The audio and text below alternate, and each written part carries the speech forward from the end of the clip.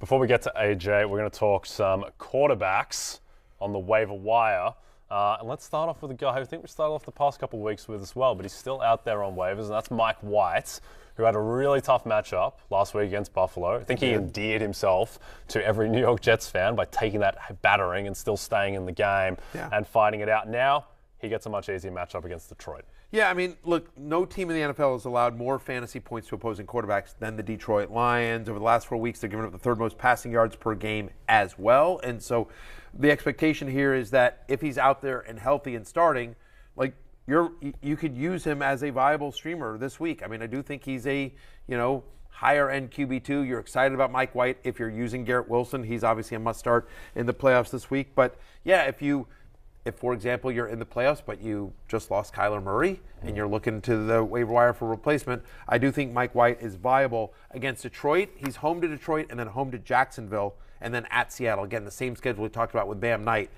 Mike White has as well. And so, look, he's had 3 starts. In his 3 starts, averaging 43 pass attempts and 317 passing yards. And so, like again, wasn't a great game against Buffalo, but still attempted 44 passes, had almost 270 yards in a game in which they weren't getting anything done in bad weather. So and he's producing with all different types of game scripts. At least he's producing the yards. It seems that it's pretty clear they don't feel compelled to hide Mike White like they did Zach Wilson. And also, I think there's this narrative that's building that the Detroit Lions defense is getting better. And it is getting a little bit better, certainly over the second half of the season. This is still a really bad defense. And this is a bad pass defense. They have no pass rush.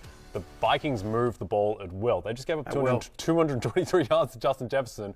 Vikings just couldn't convert at the end, but I think that the Jets should have success. Another guy who should have success against especially, by the way, if you think about how that game plays out real quickly. Again, we don't think Jared Goff's going to have a great game on the road at the Jets. So that Jets defense so good. Do they get the ball in short, in good field position, short field for Mike White as well? So, yeah, I mean, very viable streamer this week. Don't give Mike White a short field. Don't give it to him. Yep. He will punish you. If there's only 2 rules ever, right? Don't give Mike White a short field. Yeah. Don't put baby in a corner. Yeah. Right? That's it. Yeah. That's it. Those are the only 2 rules. Don't talk about Fight Club. All right. Oh, yeah, that's the 3rd rule. Yeah. Brock Purdy, who is dealing with an oblique injury, but doesn't seem like an issue. Looks like he will play, and he's going to play against the Seattle pass defense, who cannot stop anyone at the moment. So, despite missing Deebo Samuel, you still like the matchup just because of Seattle. You do like the matchup, and Brock Purdy looks good enough. Made some real throws. Also, got lucky with some blown coverages and that kind of stuff. But still, whatever. We're in sort of desperation mode here. And the fact of the matter is that last 2 weeks he's averaging 18 fantasy points per game. You mentioned the matchup with the Seahawks. Seattle allowing 410 offensive yards per game. Their defense since week 10.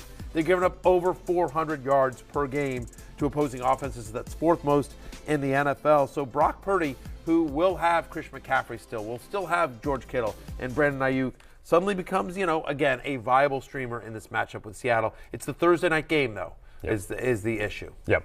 Hey, it's Matthew Berry from NBC Sports and RotoWorld.com.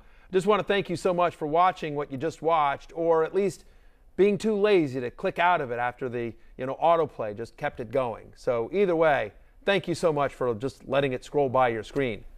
And now I'd like to ask you respectfully,